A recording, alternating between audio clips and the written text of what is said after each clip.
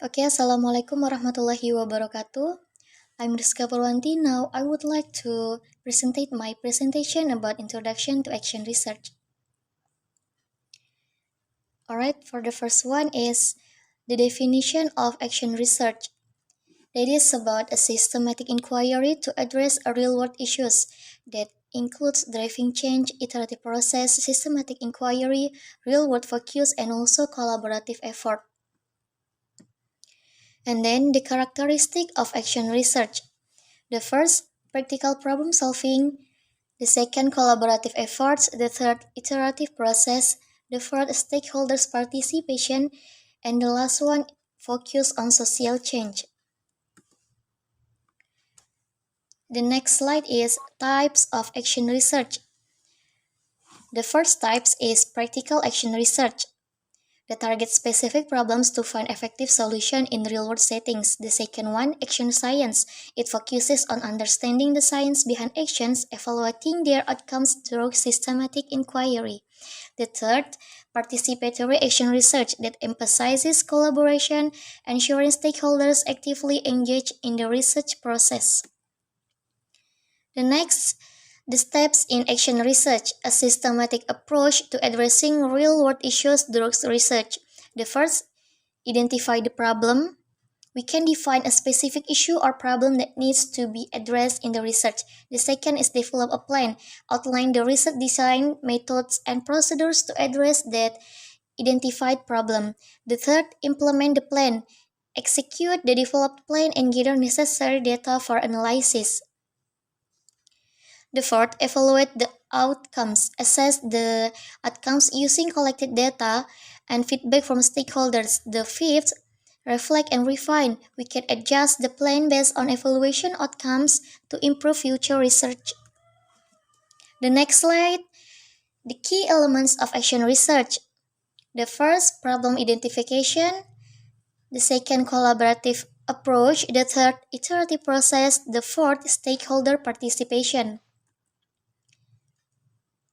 The next slide is action research in education. Enhancing teaching practices and student learning. The first, enhancing teaching practicing, utilizing action research improves instructional methods and effectiveness.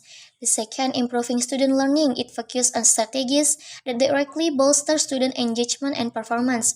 The third, addressing bullying. Action research provides framework to analyze and combat bullying in educational setting.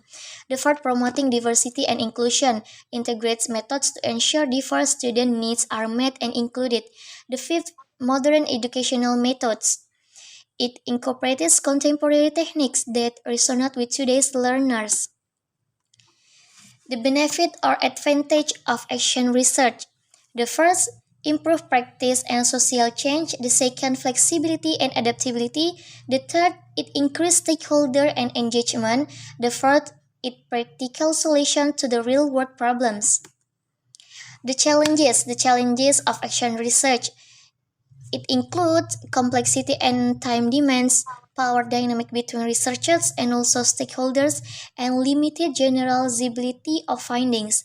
And the fourth challenges in evaluating outcomes. Alright, action research design. There are three. The first one is single case design. It focuses on one specific case or situation.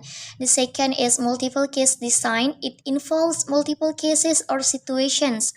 The third, comparative design. Compare two or more cases or situations. Next, the data collection in action research. The first one, we need the surveys. The second is interviews. The third, observations. And next slide is about data analysis in action research. There is coding, interpretation, the term identification. And then the next slide is about action research and social change. It addressing real world problems, promoting social change, empowering stakeholders, and also collaborative efforts. The next one is action research and professional development. Enhancing educators' skills for effective teaching. It facilitates professional growth, promotes engagement, and also enhances teaching effectiveness.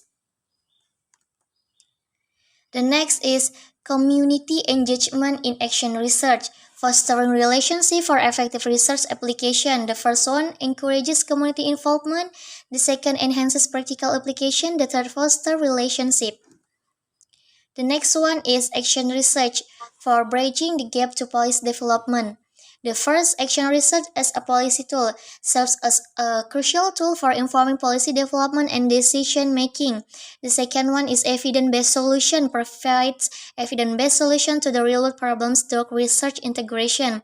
The third, impactful case studies. Case studies demonstrate effective impacts of action research on policy decisions. The fourth, a public health initiatives. And the fifth, collaboration enhancement. The conclusion is about action research is a collaborative nature. That collaborative approach, action research thrives on collaboration between stakeholders, enhancing problem solving. And then stakeholder participation, engagement from community members, researchers, and policymakers as a crucial for success. The third, improve practices. This methodology leads to better practices and fosters social change through collective efforts. And next, challenges faced research allocation and stakeholders engagement pose significant challenges in action research. And then evidence-based solution. Action research provides evidence-based insight that can inform policy development effectively. And the last one is navigating complexities. Policymakers must effectively integrate action research findings into existing frameworks. And that's all from me. The summary and references is from Carswell's book. That's all from me. I do apologize for every single mistake that I did during this time. See you when I see you the last. I say wassalamualaikum warahmatullahi wabarakatuh.